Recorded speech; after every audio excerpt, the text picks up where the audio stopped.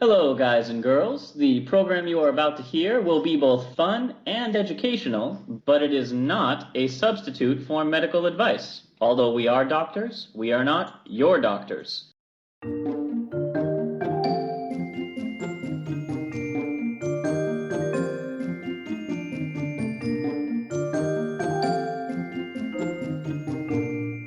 Hello and welcome to Travel Medicine. As always, I'm your friendly neighborhood internal medicine doc, Dr. J. Heyo! Dr. Santhosh here, your pediatric infectious disease doc and researcher.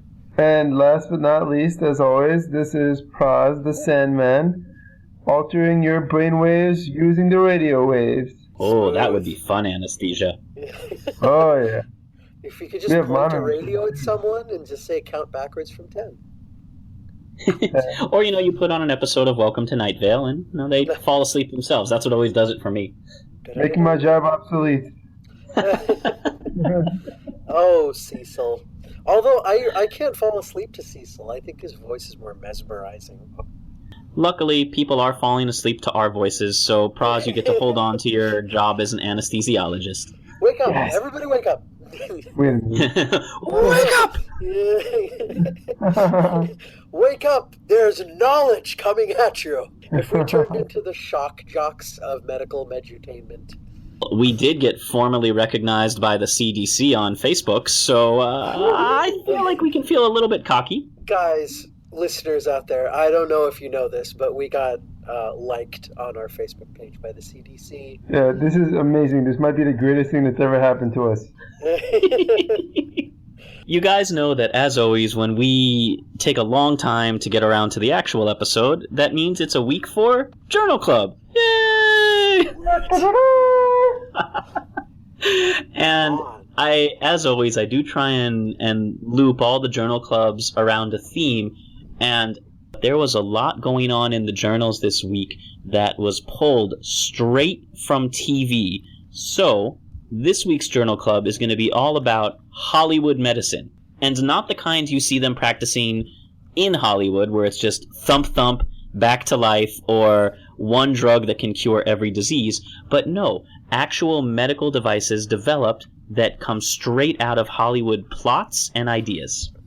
Yeah, it's life imitating fiction, and it's my absolute favorite because the mind of a good sci-fi writer is almost prophetic, right? Like, this is how things will be. So you start watching, Gene Roddenberry, Star Trek, or you read books by, like, Neil Stephenson, and the concepts are totally, totally rational, and you're like, oh my god, if we had that, that would be awesome. And then, all you do is wait 15, 20 years, and, some geeky science dude is like, I've always wanted one of those. So, look forward to lightsabers, I'm hoping. But here we should talk about more things that, like, heal rather than just cut off limbs, maybe? I guess. Yeah.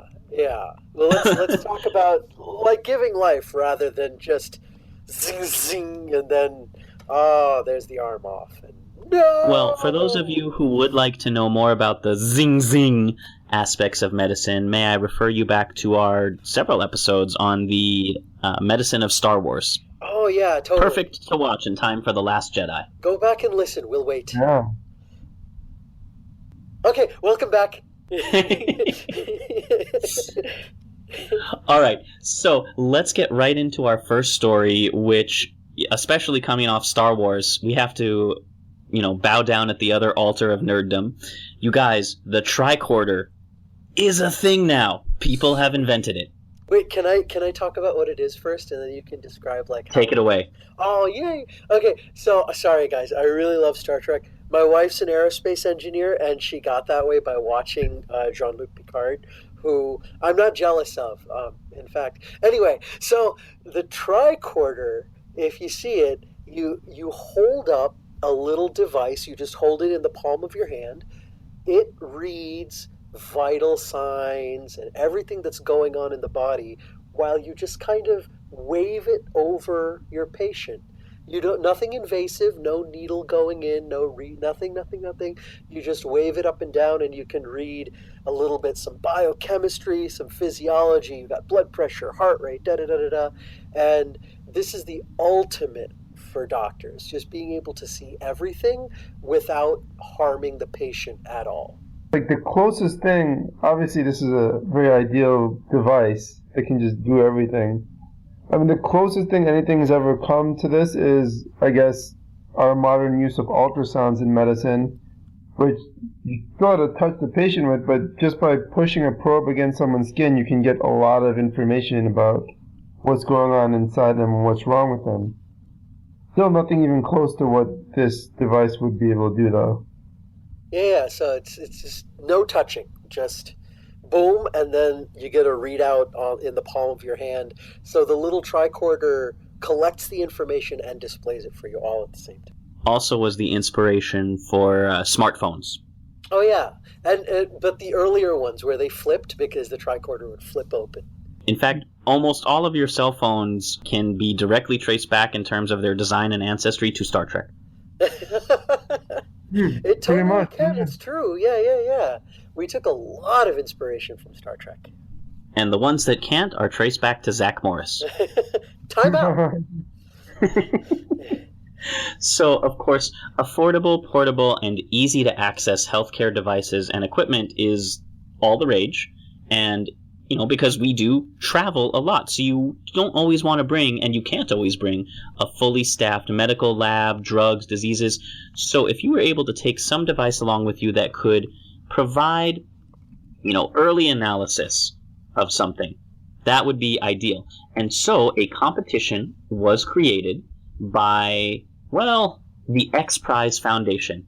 And they offered an award of $2.5 million to create a lightweight, non-invasive handheld device that can identify 13 different health conditions. So it specified in order to win the prize, it had to be able to identify 12 diseases and the absence of disease in 90 minutes to 24 hours with no additional help or counsel from medical professionals. All right, so I'm going to go back over that. In order to qualify to win, it had to be able to identify 12 different diseases. We'll go into them. It had to be able to identify the absence of disease or a healthy person. It had to do it in 90 minutes to a day, and it could not get any outside help, which means the tricorder can't Google anything. No WebMD. Right, no Watson. Right. Now, in addition to all of that, it has to constantly monitor 5 vitals, like heartbeat, respiratory function, things like that had to be monitored while and as part of the diagnosis. So this competition started back in 2012, and 10 teams originally made the cut out of a starting of 312 teams from 38 countries. Whoa. Right? Yeah, this is like bringing Trekkies together from all over the planet. I mean, it kind of shows you how far the reach of this singular TV show has gone. I'm so glad that you said that, Santhosh, because as Trekkies go, the winning group is named Final Frontier Medical Devices. Woo! Oh, yeah. I love it. I'm not like super deep cut or anything, but very appropriate. So the device is nicknamed Dexter, or Diagnosis for ER, and it used a custom-built AI with non-invasive sensors to get a baseline report on the patient while comparing these states with a built-in encyclopedia of the most cutting-edge medical information from clinical databases. So not only is the AI they created complex enough to be able to accurately diagnose all 13 of the required medical conditions before the 24-hour time period, it can actually diagnose up to 34 conditions right now. Whoa. What? In one little box? Above and beyond. You just want to list them off? There's 10 required core conditions and a choice of 3 elective conditions. So it wasn't totally locked in. Your device had to be able to identify anemia, atrial fibrillation, chronic obstructive pulmonary disease, or COPD, diabetes, leukocytosis, which basically is a high white cell count that indicates some kind of infection. Right. So just the Increased white cell count, sure, absolutely. Right. Pneumonia, otitis media, which is an ear infection, Okay. sleep apnea, and a urinary tract infection, plus the absence of any of these conditions. All right, okay. So those are the core health conditions. Then there were 3 elective health conditions. You could choose any 3 of them that the device also had to be able to identify. Those included cholesterol screening, foodborne illnesses like any kind of E. coli based from food or Montezuma's Revenge, and HIV screening. So tummy flu, okay, HIV screening, okay. High blood pressure, hyper or hypothyroidism, Either or, okay. mono, shingles, strep throat, and pertussis. Okay, gotcha. All right, not bad. They placed no restrictions on the physical appearance or functionality of the design. The only stated limit is that the mass of its components together, meaning all of the things that you need to put together to build this device that can do this, could not weigh more than 5 pounds. Whoa. Like a laptop. That's yeah. Probably, yeah. Well, a laptop, so the lightweight laptops weigh about 2.6 pounds, so probably like a couple of those, like an older laptop. Yeah. Like a CD player. And everything. Oh, what now? Or a Walkman or a tape deck. You still know what those are? For our listeners? No. Oh, I was so mad because I was looking over one of my regular etymology websites for, common origins of common unknown phrases, and they had the nerve to put in front of my own 2 eyes during my lifetime the unknown rare phrase "roll up the window," and they're like, card devices used to have to be operated manually. So when someone tells you to roll up the window, and I was like, you shut your goddamn mouth. I rage quit the site, and I refuse to go back. Oh my god. Still in denial. I can't. I am in. I can see you. I can see you screaming at your computer about that. No, that is not an unknown phrase. That disappeared in my life. My car, my first car that I still own, has roll-up windows. Yeah. Where your windows go up and down without a button. Yeah. Whatever. That's fine. I'm mad about it. I'll get over it.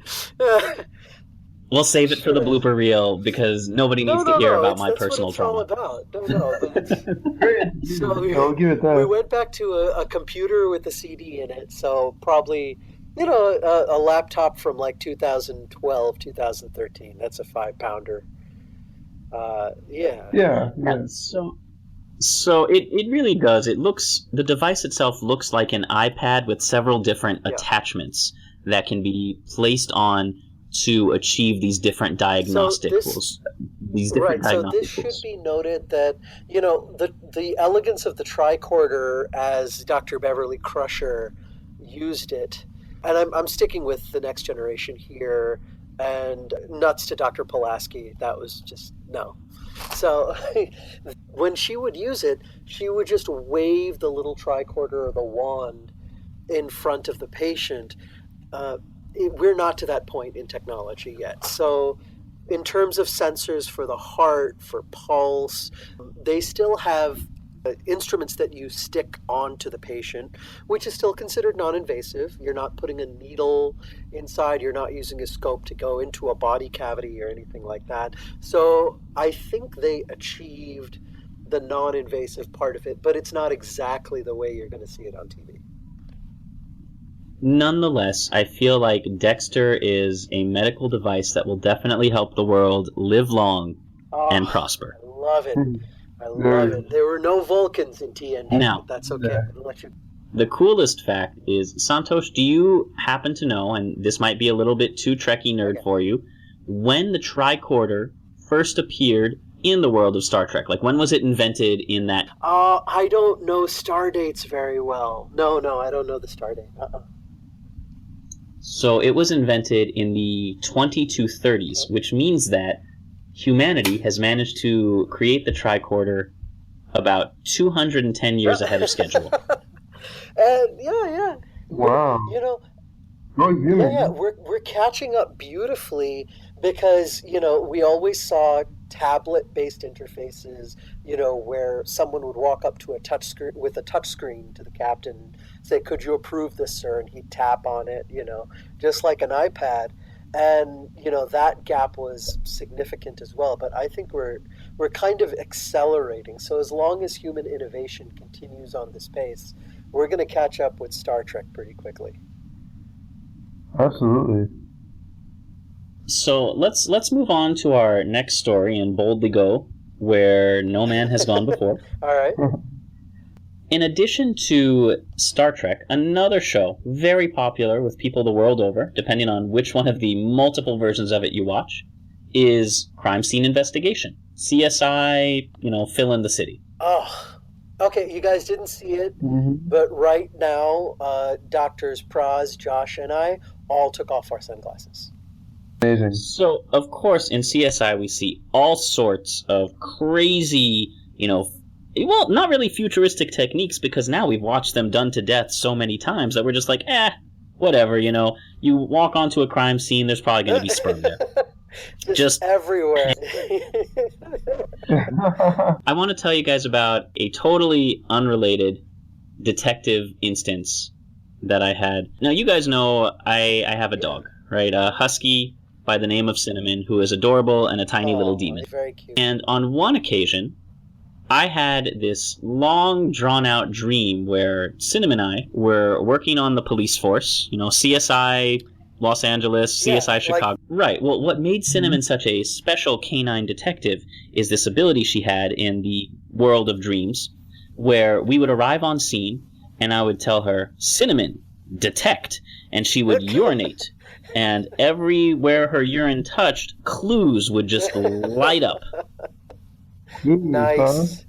Which was great until the following day when the dog peed right on my bed, and my brother's like, well, maybe she was just trying to be a good police dog and detective. That's true. I bring this up because I want you to imagine a future where detectives looking for evidence in any kind of murder or violent investigation could just slap on a pair of rubber gloves that would light up when certain chemicals or substances were touched. Okay, all right. This is, you know, not even having to, like, take a sample and take it to the lab. Almost like litmus paper, right? It changes color. This is the rubber glove test. You know, you pull on a glove, you slide your finger along a surface, and then you check and see if your finger is glowing. You've touched something, well, you've touched something.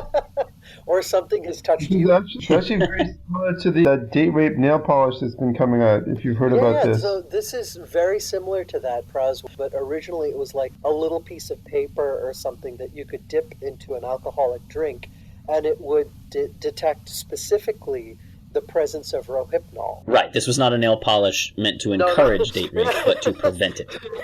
We're clear The here. rapiest nail polish ever.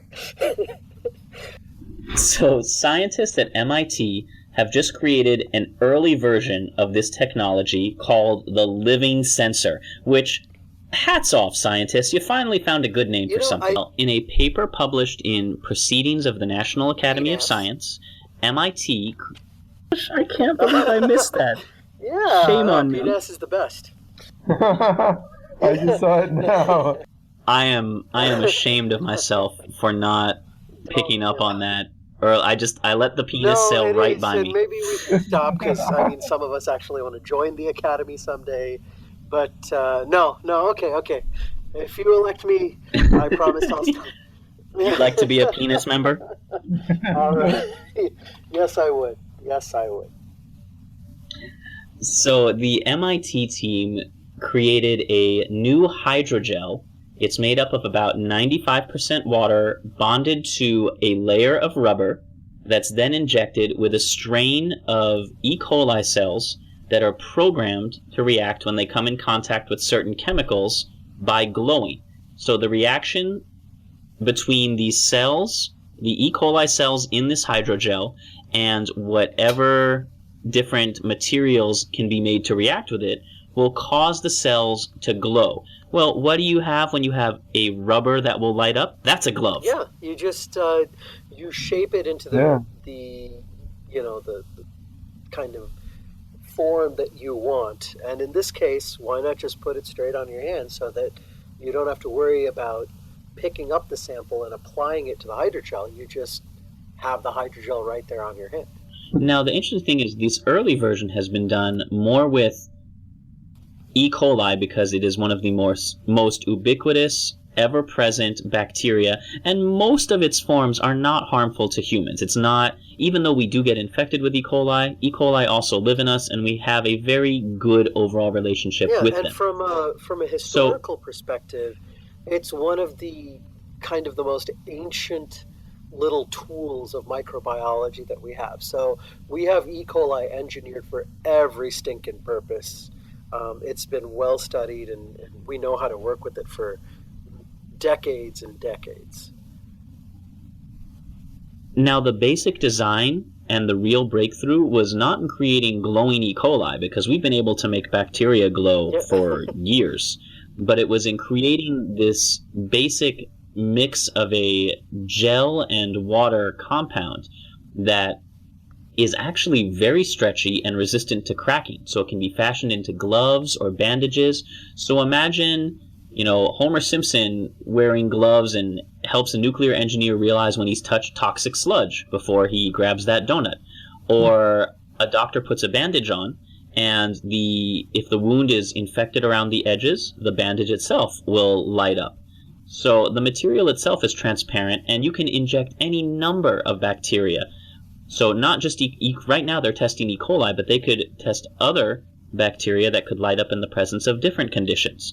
So it's a lot of really exciting, very, very early stuff, but straight out of Hollywood again, real forensic science. Yeah, it's really, really gorgeous. And the fact that you can take material science like hydrogels, which can bend, stretch without cracking, and merge it with biochemistry and microbiology, wherein the E. coli change colors in response to specific chemical markers, that's a beautiful marriage. And I think this is going to move to market fairly quick, as long as, and this is really important, this is used as kind of a screening tool for now, rather than trying to use it as for sure there's blood on that site. You can kind of graze the sample and say, I think it's there, and then you bring it back to the lab for further confirmatory testing. That would be the best way to do it. Right, and we do love our space episodes, and there's every possibility that this could also eventually be worked into astronaut gloves, so they can conduct samples just by walking around planets and going, no, like right on the nose of an alien. Are you alive? Oh, yes, yep. You are. Oh, yes, so. I just want to. I just want to boop Mars. That would be the cutest thing, like just you booping Mars like that. Oh. Right? I just want to be up on Mars with the Curiosity rover and just go boop and see something light up. That would be very, very cute. We have a lot of work to go before I can just casually walk around booping things in space. Yes. You have to make sure to lab test the E. coli again. Make sure that their signal is specific enough and it doesn't light up for, any old thing, but it really lights up in a specific manner, that it doesn't escape the material, that the material really can be shaped. And finally, the biggest part of this, and I think, Praz, you're most familiar with this because you're in the OR where you have people bringing you surgical tools to test. But it has to be cheap enough and usable enough to implement in the field. Because if you have a prototype that works kind of okay, but it's like $500,000 a glove, it's not going to go. I mean, everything these days is all about cost effectiveness, especially in the operating room with everything else. I mean, in the end of the day, like, if something is that expensive and it can't be used in the general public, then it's not going to gain a following. And the whole idea is for it to be used, like, almost ubiquitously, Engineers, go out there, make it cheap. Well, let's move on to our next one. Let's see, what other Hollywood things can I draw on? Well, you guys know I have a healthy both love and fear of robots, right? I don't trust robots themselves because of their artificial intelligence and Skynet and things like that. At the same time, I am totally willing to become a cyborg. It's a real dilemma. We've had many discussions about you kind of sending your consciousness into the cloud, like the digital cloud. Yeah, absolutely. I mean, because for me, I think when I talk about, making myself a cyborg, I think we all know I'm picturing just steampunking myself. Yeah. I mean, it can't be like an elegant cyborg where it looks as close to human tissue as possible, and it's no, straight out of the uncanny valley. It's got to have valves that you can see, and nuts and bolts. It's got to be slightly Frankensteinian. But I have to tell you, our next story is not one story, but it's a collection of several that have been. I keep seeing them come up and float around my awareness, and then I never get a chance to cover before something else comes up. So our next one is going to be about all the new organs that we are managing to simulate, and a lot of these are robotic. Like there's some robotic artificial lungs that are being made. There's, of course, the robotic heart. We did talk in earlier episodes about, learning to grow hearts out of spinach cells, which is more plant-based than cybernetic, but it takes a lot of working parts to keep these things together. So we have at this time invented, although not readily available, robotic lungs, hearts, eyes, a whole bunch of cybernetic organs, or as I like to call them, cyborgans. But are you guys, are the researchers listening? Come on, we're giving these names to you for free. Just take them. I mean, it almost sounds like Sheboygan, like in New Jersey. So, like if you had just the right accent, you'd be like, I got my new Sheboygan. Well, the newest artificial organ, although not strictly a robotic one that has been developed, is a thymus. The thymus is a gland that is essential to your immune system. It creates T cells, that's a type of white blood cell that helps you get rid of viruses, bacterial infections, and cancer cells, and T cells mature in the thymus. So when people get sick or as they age, the thymus just gets worse at its job. So different types of cancer don't necessarily produce the right or enough amount of T cells. So there are immunotherapy treatments. But researchers at UCLA have now managed to create artificial thymic organoids that create T cells from stem cells. So how did they do it? Well, they inserted a gene using CRISPR for cancer-fighting receptors into blood cells.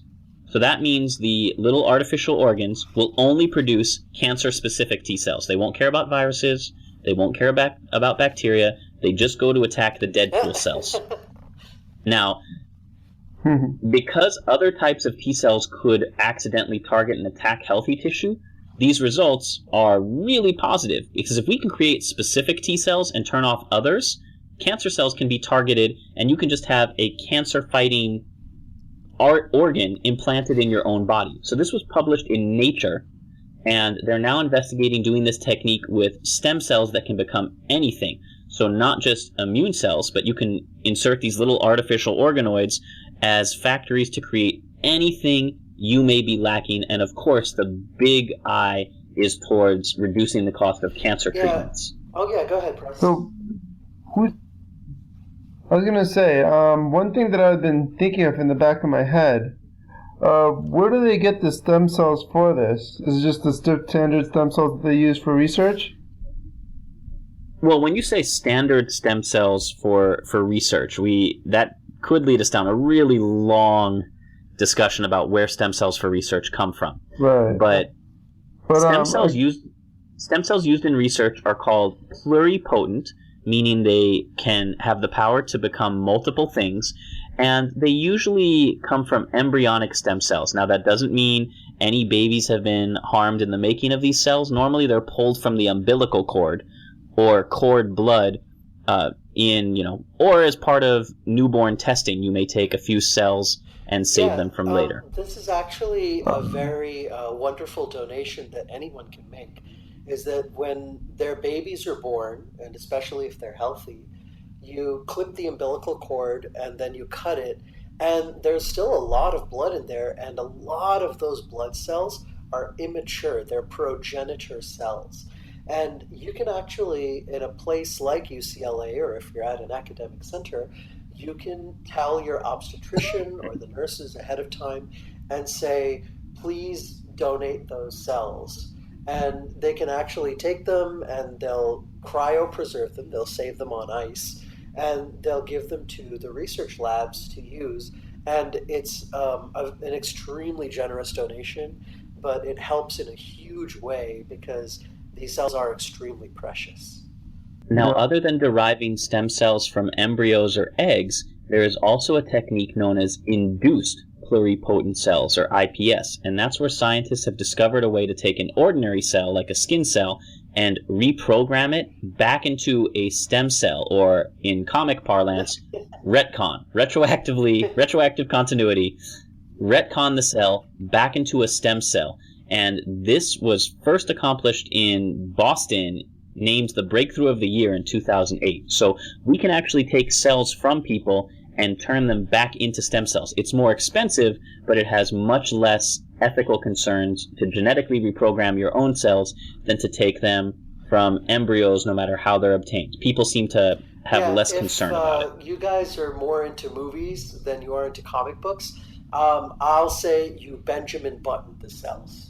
You start off as a fully mature, whatever specialized cell, and you Benjamin Button all the way back to a cell that could one day become anything. Yeah, so stem cells aren't just for babies anymore, or just from babies. We can get them from a variety of sources, meaning it's a lot easier to do research on them. So as I said, the most recent one that caught my eye was the creation of an artificial thymus, because that is biological engineering, along with our ghost heart from spinach that we've covered. But there's also a whole bunch of cybernetic organs to talk about, cyborgans, and I believe, Santhosh, you had come across one that made me giggle. All right, guys. We did a whole episode that Dr. Josh and I could not stop laughing through about a robot penis. I want to introduce you, because ladies, we're all about equality on Travel Medicine Podcast. A robot vagina. I don't know why that needed a... Anyway, so yeah, Josh just finished talking about taking cells and bioengineering them to become thymic cells so that you can actually use this new artificial thymus as a place for T cells to mature. So you can actually program the T cells with a little bit more finesse right there in the lab. But sometimes you need to do things on a completely separate model so that, for instance, you don't need to sacrifice a mouse, in order to learn about ovulation or menstrual cycle or the progress of disease. You want to actually just simulate an organ on like a robotic surface. So... Wait, so you're saying you just want to simulate a vagina? No. Isn't that what RedTube is for? Listen, I usually tell people, I want you to go out and Google this. Please don't Google artificial vagina. Younger listeners, please don't Google artificial vagina. You're not going to find this article. It's in the show notes. So just... You will, however, get an education. Just use the show notes. We encourage you all to be honest, and if you're under the age of 18 and they ask, please click that you are under the age of 18. It'll take you away from there. It'll redirect you to the Disney site. It'll be fine. Or age-appropriate sites. No. These are all simulated organs that can be used mostly for research, where you can simulate disease of a particular organ without having to put in danger, for instance, an animal model like a mouse or a rat or a rabbit. And we've had a hard time actually understanding disease We've had a difficult time in research understanding disease of the female reproductive tract. Grow up. We've had a tough time. So the people over at Northwestern, headed up by Dr. Teresa K. Woodruff. Oh my God, you got me in a giggle loop. Okay, all respect to Northwestern and Dr. Teresa Woodruff. At Northwestern, she invented a vagina plus fallopian tubes and ovaries on a chip or a tablet. So this is a little multiple unit microfluidic platforms. Yes, I know I said unit. And it simulates the in vivo female reproductive tract and the endocrine loops between organ modules for like the ovary, the fallopian tube, uterus, cervix, and actually even the liver, which is very important for the hormonal kind of ins and outs of the tides of the female cycle. So you have sustained circulation between all the tissues, and using this setup, it looks nothing like an actual vagina or uterus or fallopian tubes, but you can actually study a model of disease in the female reproductive tract right there. And so you can change the parameters in order to simulate, for instance, like cancer or inflammation, or maybe how the sperm moves through the reproductive tract to reach the egg. And you can do this all without having to, harm an animal. So, all these organs are coming out piece by piece. And Dr. Woodruff and her team are coming up with a way to put all these technologies together, wire together an entire human body via chips. And the entire system is called CHIP. And I'll give Dr. Josh the link to put in the show notes, and you guys can go look at CHIP and see all of the organs that he has so far, or she has so far, and what they're still endeavoring to create. So eventually, robot overlords, or if you're listening to this in the future, we did this for medical science, so if you don't like it, we're sorry. So please remember us when you're busy enjoying robosex. That's true, too.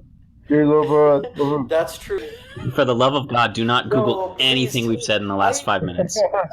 Please just click the link we provided for you. To we're giving robots like vaginas and penises, and then there's other teams like elsewhere teaching robots how to feel shame. And these poor robots, like the whole point of robots is like they don't have to go through all the messy stuff of humanity, and then we're totally like, no, if you're going to be a robot, you're going to feel all of our feels. So, like, you're going to get horny and get embarrassed. So, sorry, robots, it's all our fault. We're bad masters. Moving on to the next. For those of you who aren't familiar with Doctor Who, I'm going to ask Praz and Santhosh, two very casual watchers of the show at best, what are two devices you immediately associate with Doctor Who? Praz, you want to go first? I was going to say a cell phone. Oh, okay. So Praz doesn't watch Doctor Who at all. Okay, I'm thinking of something that you get into. So that's the TARDIS, and then I think of one of yours and your brother Brian's favorite is the sonic screwdriver. That's right, the sonic screwdriver. The all-purpose every tool that solves every one of Doctor Who's problems, from analyzing devices to opening doors to really anything the writers need it to do. It's the Superman of tools. Basically, as soon as it needs to do something. And physicists have invented one. You're kidding. A sonic screwdriver. So the sonic screwdriver is a tool used in the show Doctor Who that can scan and identify matter, among other functions. It's the British version of the tricorder. Very nice. But lead researcher, Dr. Marcus Doherty from the Australian National University, ANU, Nice. Very nice. had proven the concept of a diamond-based quantum device that can now do a full chemical analysis that basically it smashes together a molecular MRI machine and a mass spectrometer by putting a tiny piece of a diamond on top of a sound wave generating device, and it would use tiny defects in the diamond to measure the mass and chemical composition of molecules with advanced techniques that are borrowed from atomic clocks and the Large Hadron Collider, which detected gravitational waves earlier this year. So for mass spectrometry, when a molecule attaches to the diamond device, the mass would change, which would change the frequency. They measure the change in frequency using known defects in the diamond. They're also looking at how magnetic fields in the molecule will influence the defects as well. This is so beyond exciting to my level of nerdery that they have created a working prototype of a sonic screwdriver that really can identify and interact with the world simply based on very minuscule sound waves and the reactions of those sound waves to things. That's so awesome. Yeah, wow. I mean, need to watch this too now. You really do. It is absolutely fantastic with super cheesy special effects. Now, our last story of the night isn't necessarily one straight out of Hollywood, or it is only in a sense that so much of Hollywood deals with mental health. We have movies like Girl Interrupted, or the television show Legion, all looking at different things that happen with mental health and ways of addressing it. Some people do mutant powers. Some people go on, around the world journeys like Julia Roberts in Eat, Pray, Love. Some people, slaughter large space bugs like in Starship Troopers. Now, if you're fighting giant space bugs, that might cause you a little bit of trauma, a little bit of post-traumatic stress disorder watching your teammates torn apart. Rico! Our last Hollywood story is a surprisingly new development from a surprisingly old drug. Santhosh, you're our infectious disease doc and Starship Troopers lover. Do you want to talk about this story? Absolutely love to. I want to tell you guys that when we have a medication, we don't always know what all the effects are, okay? Full disclosure. We try very, very hard before we start administering it and approving it through the FDA, and even doing research far after approval, that we figure out all the little mechanisms of everything. But sometimes we find a little side effect that we just don't understand. As a prequel to the story I'm about to present, I want to give you guys an awesome story. In 2012, I believe, and there is no good treatment for amyotrophic lateral sclerosis, also called Lou Gehrig's disease, and there still isn't. But there were pharmacists that were asked to go out and say, listen, we've got absolutely nothing for ALS. Just throw everything that you have at it and just see what sticks. And lo and behold, a researcher out in Boston actually found that ceftriaxone, an antibiotic, when given to healthy individuals with amyotrophic lateral sclerosis, this medication, ceftriaxone, which is supposed to be used for bloodstream infections and really nasty infections, when it was given to people with ALS, they looked like they got a little bit of perk, a little bit of energy. And indeed, it was true. There was a psychological effect of this older medication, ceftriaxone, on the brain. They trialed it to see if it actually had, an effect on the process of ALS, which is a degenerative disease of the nerves. But unfortunately, it didn't pan out. It just kind of had a psychiatric effect. It actually worked on the brain and made people feel a little bit better. Well, doxycycline, another antibiotic, also has some psychic effects. It can cause nightmares sometimes. If it's taken, as a malaria prophylaxis, it can cause bad dreams. And it's not supposed to be used traditionally for people who normally have anxiety. But lo and behold, we found a molecular connection between post-traumatic stress disorder and the molecule that doxycycline works on. And some very innovative physicians said, let's try just a study to see if the administration of doxycycline alleviates some of the symptoms of PTSD in the target population. And it was given for 7 days to the target population. It worked. It worked beautifully. The people who received the doxycycline felt significantly better in terms of their symptoms of PTSD than those who did not receive it. So they took 76 healthy people and assigned them to receive either doxycycline at a standard antibiotic level dose or a placebo, which is a sugar pill, which I call Flintstone vitamins. The trial was double-blind, so neither the participants nor the investigators knew who took which pill. Patients would all have assigned numbers, that would go in, and then the packets of pills would be, disguised so that they looked exactly like the placebo or a close enough approximation, and they would just be given packet like A, B, C, D, etc., like that. And then you would just say, for instance, patient number 5 took packet F, and there would be somebody else entirely separate that would be responsible for assigning the letters to the patients and to the packets, whether it was a placebo or it was doxycycline.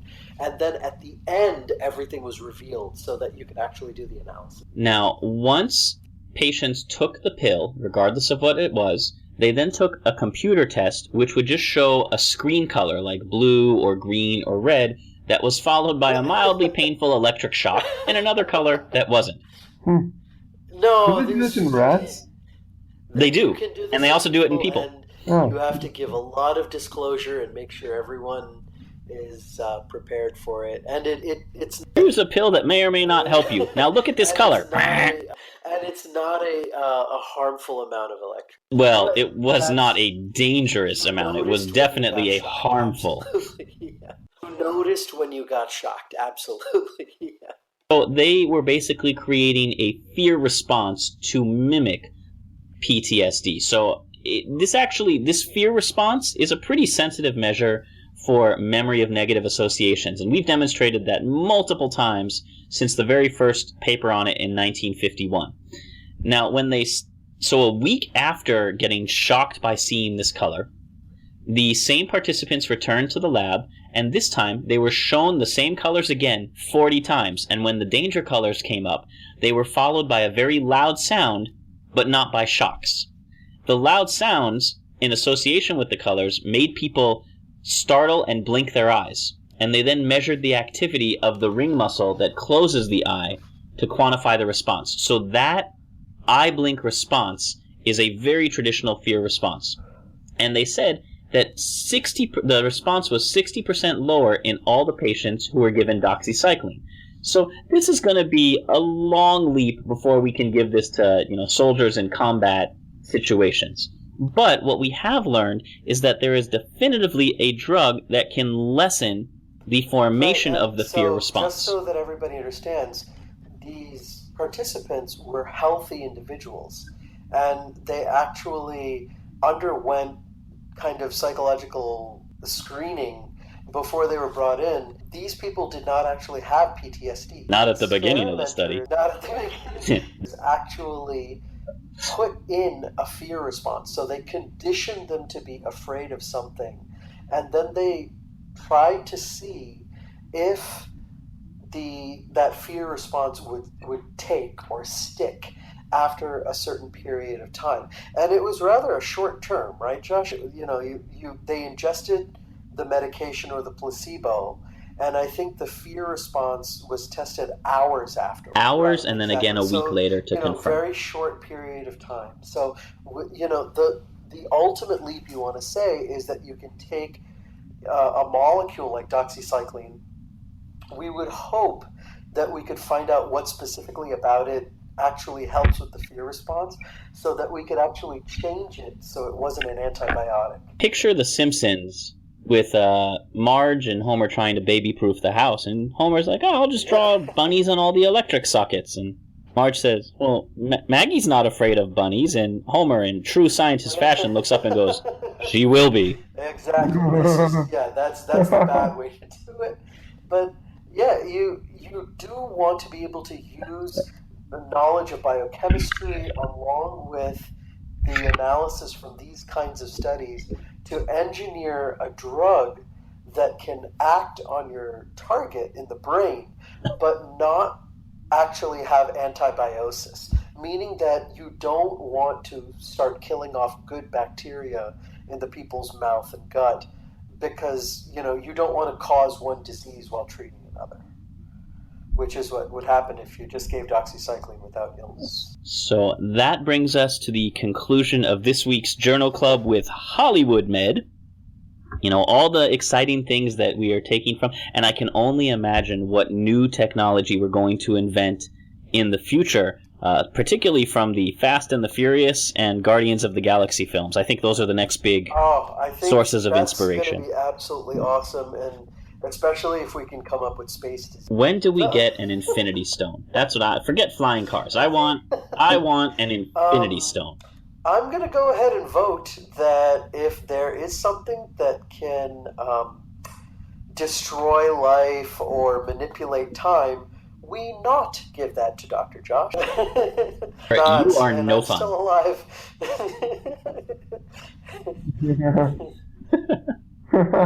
Well, of course, that means it is time for our Just the Tip. Now, I have sent our travel correspondent out to gather a few more stories for upcoming episodes, but in the meantime, once again, I believe, Praz, you are going on a vacation very soon into a destination that I cannot stop harassing you about. So, why don't you tell me what you're planning to do, and then I'll tell you what you should do instead. Okay, very good. Well, this trip is multifaceted. I will be going very soon on my honeymoon. In the next couple of days, I'll be belated honeymoon. Yes, thank you.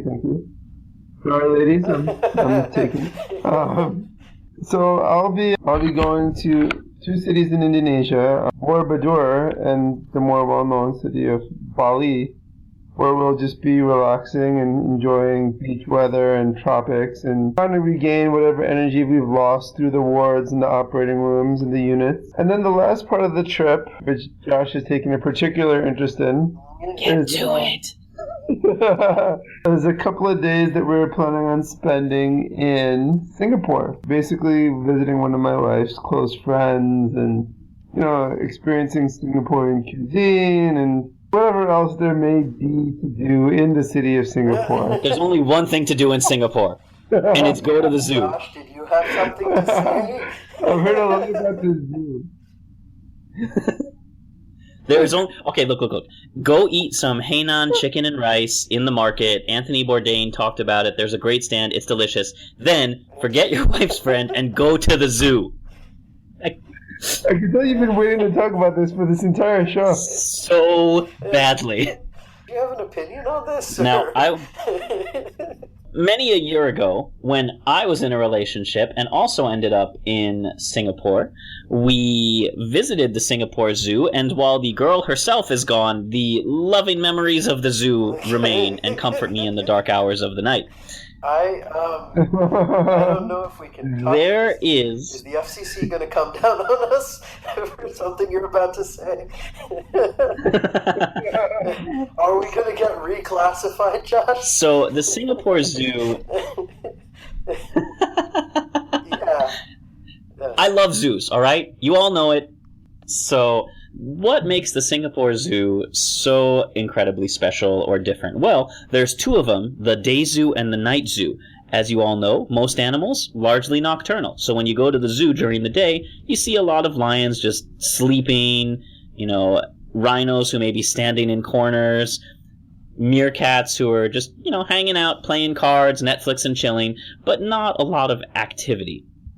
Well, the Singapore Zoo combats this in a couple different ways. One, they have a totally separate night zoo, which is all the animals' evening enclosures that you can go on a tour and see them all in their most natural, active, you know, habits. Night comes up, the animals go out, they wander, they hunt, they socialize, they Facebook, they do whatever it is animals do, and it's all in a night enclosure so you can see how active they are.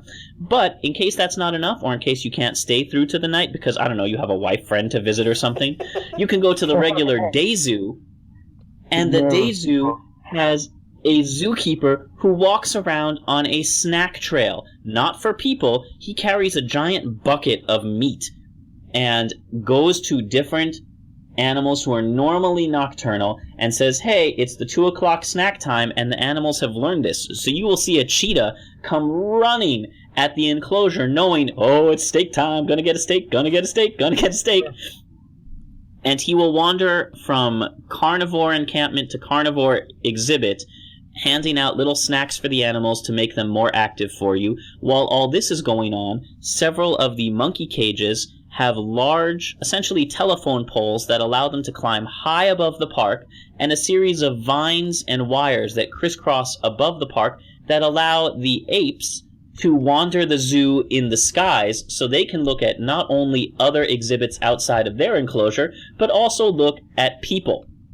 So the animals get to wander around the zoo and get snacks as well, just like most humans do. They also have a breakfast with orangutans, which is pretty cool. I could go on about this zoo for a while, but I won't because we're running into our time limit. Well, Josh really needed to get this out, and it's very good advice that I'll consider very seriously.